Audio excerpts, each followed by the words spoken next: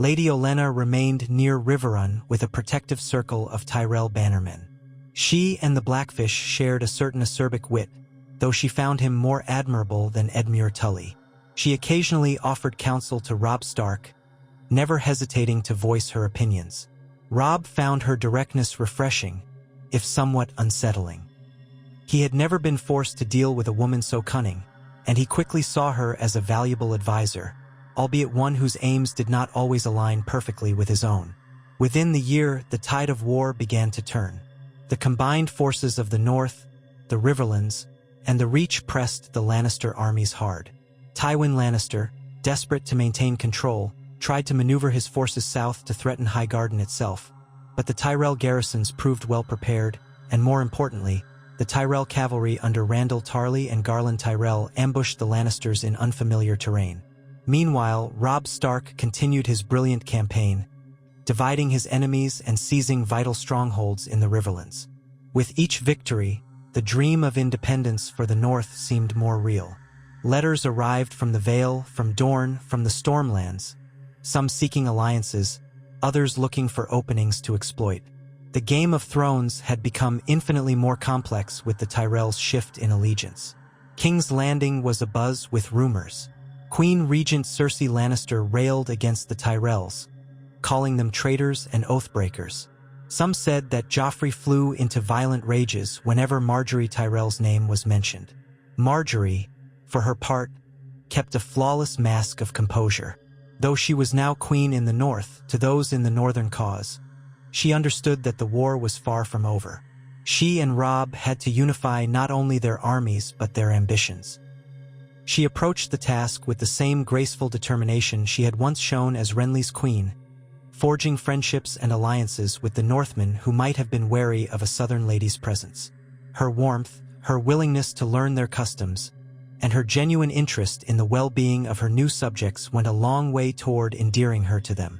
When she began wearing a cloak of gray fur in the chill of morning patrols, praising the resilience of the North, the men warmed to her.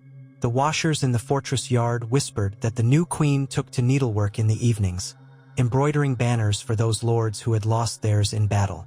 Acts of generosity, carefully orchestrated or not, built trust. Yet Loras Tyrell had not entirely moved on from Renly's death. He fought with lethal precision in every skirmish, as though each thrust of his sword was an act of vengeance. From time to time, he withdrew from the festivities or from gatherings in which men toasted to victories. His sister tried to comfort him, reminding him that they were all working toward a better future for House Tyrell, a future that would ensure Renly's memory was not tarnished. Still, Loras's gloom persisted, stoked by the knowledge that the last man to truly hold his heart was gone. In the midst of these personal struggles, the politics grew even more tangled. Walder Frey, incensed by the broken betrothal, hovered like a dark cloud on the horizon. Word reached Riverrun that Frey outriders harassed Tyrell supply lines, capturing or killing caravans on the roads. It was said that Walder Frey was threatening to seal the crossing at the Twins to all Tyrell or Stark forces. The king in the north recognized the danger, for without free movement through the Riverlands, the Tyrell armies would be less effective in their maneuvers. He sent envoys to treat with the Freys, but they were rebuffed. Lady Olenna scoffed at the insults from that churlish old goat. She urged Robb to treat with him from a position of strength, send a show of force, or bring him something he wanted more than revenge. But Robb knew Walder Frey well enough to sense that the slight of a broken oath was not easily mended. The old man would bide his time until he could strike in a way that would hurt the most. Meanwhile, Tywin Lannister found himself increasingly pressed. The Tyrell switch had robbed him of vital supplies. King's Landing grew short on food, and the commoners there began to riot. Tyrion Lannister, the acting hand of the king, scrambled to maintain order.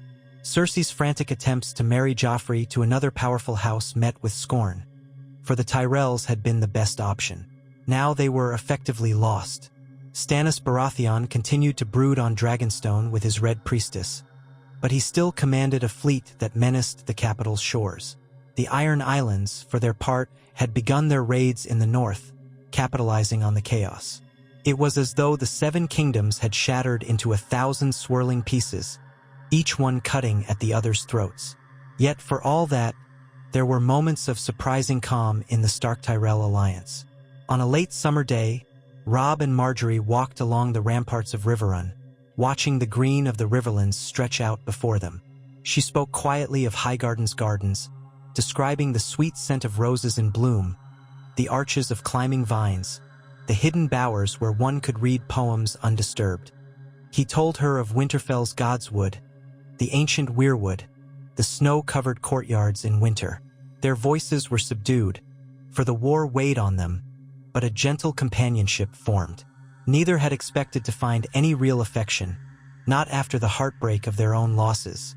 His father, her husband, but fate had cast them together. They both carried a measure of sorrow behind their eyes, sorrow they seldom spoke of. That unspoken bond grew in the quiet spaces between them.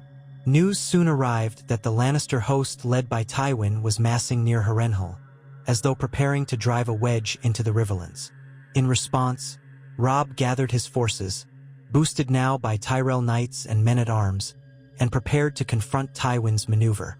The king in the north took the field with the dire wolf emblazoned on his banners, accompanied by the gold rose standard of Highgarden.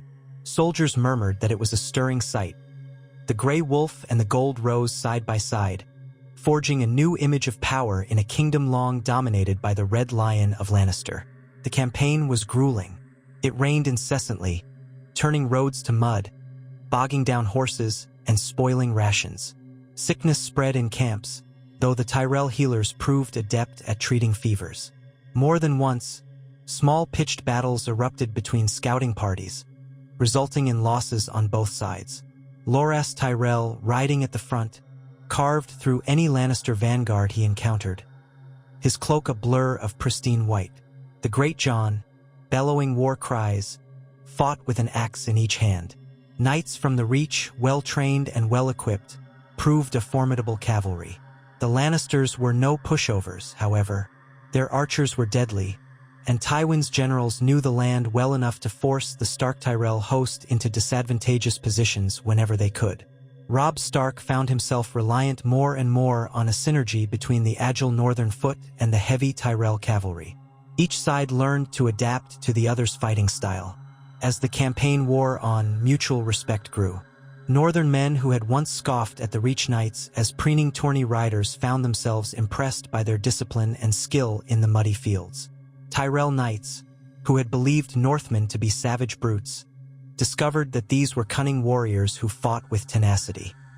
The alliance was forging not only a political bond but a melding of martial prowess, the roots of a new sense of camaraderie.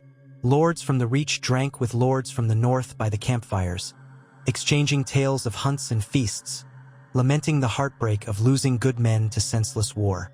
Soldiers from both sides learned that they bled the same color and prayed for the same cause, an end to Lannister dominion. Lady Olenna followed the army as closely as she dared, though she stayed in safer quarters whenever possible.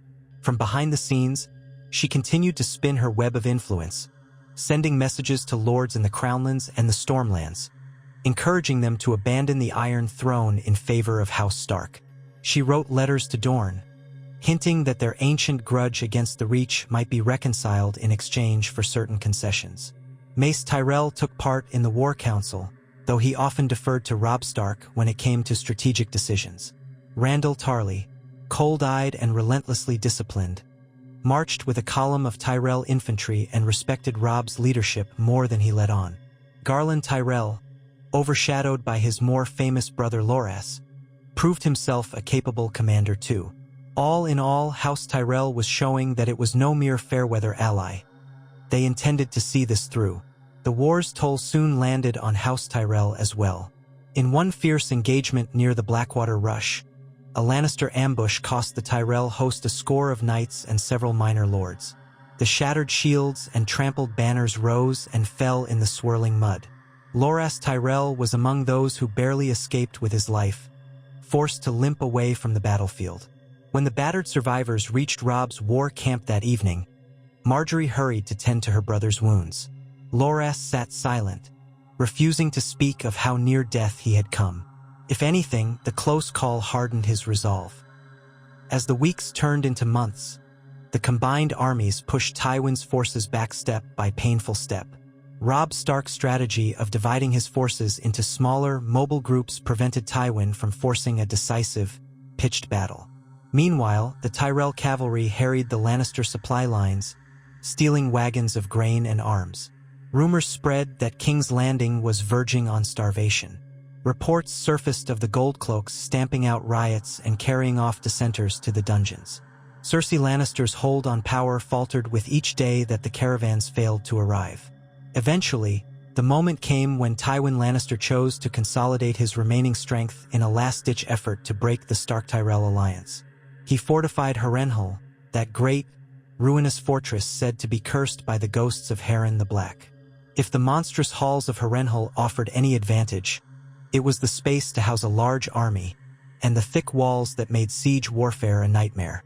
Robb Stark had not forgotten that Harrenhal had changed hands multiple times in this war, each time with unsettling ease. He was determined not to let himself be mired in a drawn-out siege. Instead, he devised a plan with the help of his best commanders, Bolton, the Greatjon, Randyll Tarly, and the Blackfish. While a portion of his forces made a show of besieging Harrenhal's gates, the main host split and surrounded the area, blocking escape routes. Margaery Tyrell remained in a safe location, well behind the lines. Though she had often ridden with Robb, he insisted that this final confrontation was too dangerous, and she reluctantly acquiesced. The siege wore on for weeks. Harrenhal was massive enough that even with the best plans, the Stark-Tyrell host struggled to contain it. Tywin launched surprise sorties at night, trying to break free. Some nights he succeeded in causing chaos, but each time, the combined armies forced him back within the blackened walls. Slowly, the defenders' morale eroded. Disease broke out within Harrenhal as the men huddled in cramped quarters. Lannister outriders brought word that King's Landing was facing famine, and no relief was coming. Tywin tried to hold out, but he recognized the odds were stacked against him. In the final days of the siege, the Greatjon's men stormed one of Harrenhal's lesser gates, suffering brutal losses. The Tyrell Knights took advantage of the breakthrough, pouring inside. Fighting erupted in the ancient courtyard, steel ringing on stone, screams echoing off charred towers. Loras Tyrell led the charge, his white cloak stained and torn, fighting with single-minded fury. In the confusion, Tywin Lannister nearly escaped, but a squad of Bolton men intercepted him, culminating in his capture. By sunrise the next day, the Golden Lion had been taken. Harrenhal fell at last to the combined might of House Stark and House Tyrell. No sooner was Tywin in chains than the shape of the war changed drastically. The Lord of Casterly Rock, father to the King's Regent, had been the single most potent commander in the Lannister arsenal. With him gone, the Lannister forces lost their backbone. Some tried to rally under Kevan Lannister, but the damage was done. House Tyrell swiftly moved on the Crownlands, meeting little resistance. King's Landing, starved and riot-torn, trembled at the approach of so large an army. Ser Jaime Lannister, once the captive of the North, was still a hostage, further removing any chance of a Lannister counterstroke. The capital was left in the incapable hands of Cersei and the child King Joffrey. Robb Stark, advised by Lady Olenna and his mother, chose not to raise King's Landing. Instead, he sent terms of surrender, offering amnesty to the common folk and the Goldcloaks if they opened the gates. He assured them that the North had no intention of conquering the city, only of ending the Lannister tyranny. Starving, beaten, the city was desperate. When Mace Tyrell's vanguard reached the walls, the gates were thrown open, and the battered city fell into the hands of the Stark-Tyrell alliance with scarcely a fight. The people turned on the Lannister loyalists with savage wrath, though Robb did his best to maintain order and prevent widespread slaughter. So it came to pass that the king in the north strode through the gates of King's Landing, not as a conqueror in the traditional sense but as a liberator for many. Loras Tyrell rode beside him, their banners snapping in a stiff wind. Cersei Lannister and Joffrey barricaded themselves in the Red Keep, but without Tywin's armies, their defiance could not last. A short but tense negotiation took place, culminating in Joffrey's forced abdication. The Lannister guards were disarmed, and Joffrey was seized. Cersei, full of venom, hurled threats at her enemies, but her words rang hollow. On the day that followed, a great council was called in the throne room. Robb Stark stood at the foot of the Iron Throne, wearing the cloak of gray fur, his crown of bronze and iron upon his brow. Margaery Tyrell was at his side, a glittering presence that turned heads even among the city's exhausted populace. The Tyrell lords, including Lady Olenna, took their places of prominence, while the Northern Bannermen surrounded their king. In chains, Tywin Lannister was brought forth from Harrenhal under heavy guard. Joffrey cowered beside his mother. The realm waited, breath held, to hear the fate of House Lannister and the future of the Seven Kingdoms. What followed was a spectacle of politics. Lady Olenna pressed for harsh punishments, but not so harsh as to spark a never-ending cycle of vengeance. She understood that the realm needed stability, not endless bloodshed. Catelyn Stark quietly insisted that justice for Ned Stark's murderers must be served. The Northern Lords demanded recognition of their independence from the crown. Margaery, mindful of the future, suggested that a settlement be reached that would allow the North to go free while the rest of the Southern Kingdoms determined their own course. Some in the Reach dreamed of placing Robb and Margaery upon the Iron Throne, but Lady Olenna was quick to caution that the Northmen might have no interest in ruling the entire realm. The audience was stunned to witness a moment when the question of the monarchy itself came under debate. In the end, after days of wrangling, the compromise was hammered out. The North would be recognized as an independent kingdom, its own sovereign domain under King Robb Stark and Queen Margaery. The Riverlands, bound to House Stark by oaths and gratitude, would remain closely allied, effectively part of an expanded northern realm for the time being. House Tyrell would support the arrangement, gaining wide autonomy in the south and a vow from Robb that no retaliation or forced subjugation would come from the north. In return, the Tyrells pledged to keep the peace in the Reach, supply King's Landing with food, and help restore order to the ravaged Crownlands. The Iron Throne itself, still claimed by the remains of House Baratheon, or so Stannis insisted, was left in a precarious state. But, for the moment, there was no appetite for continuing the war, not with Lannister might broken and the city in chaos. Stannis, robbed of his vengeance, fumed, but his will to keep fighting was sapped by the knowledge that his older brother's killers had been dethroned. As for Tywin Lannister, he was stripped of all power. Some demanded his head, but the final decision was to lock him away, a gesture that would remind all how the mighty had fallen. Cersei and Joffrey were placed under permanent house arrest, carefully watched by Northern and Tyrell guards. Whether they would face trial for their crimes was a matter left for another day. Many believed they would eventually meet quiet ends, but Robb Stark had grown weary of bloodshed, and Margaery counseled caution. A rightful king did not commit frivolous murders, especially when the realm needed peace. With the realm in a tenuous truce, Robb Stark turned his gaze north. The Ironborn had exploited the war, seizing chunks of the coastline in the north. Balon Greyjoy even crowned himself king of the Isles and the North. This intrusion could not stand. Leaving the administration of the Crownlands in the hands of trusted allies, partially Tyrell loyalists, partially Riverlords, Robb summoned his bannermen once more and prepared to march home to repel the invaders. Margaery insisted on accompanying him, saying that as queen in the north, she must see the land she was to help govern. So they rode together, forging a legend in the hearts of the small folk. The young wolf and the southern rose, marching side by side to reclaim the north from the Iron Men. Across the miles, the Tyrell banners fluttered along with the direwolf standard. There were skirmishes on the roads against Greyjoy Reavers, but the combined might of the North and the Reach battered the Ironborn. Even in the coastal villages, where the Ironborn had a naval advantage, they found themselves outmaneuvered by swift Tyrell cavalry units that struck from inland. Step by step, the Ironborn were driven back, culminating in a decisive confrontation near Moat Cailin, the ancient stronghold that guarded the Neck. In a swift assault led by Roose Bolton and Garland Tyrell, Moat Cailin fell, and the Greyjoy hold in the north was severed. News arrived that Balon Greyjoy had died in a mysterious accident, or perhaps by another's hand, as rumors suggested. Euron, his brother, seized power in the Iron Islands, but he had no interest in continuing a losing war in the north. He recalled the Reavers' home, leaving devastation behind.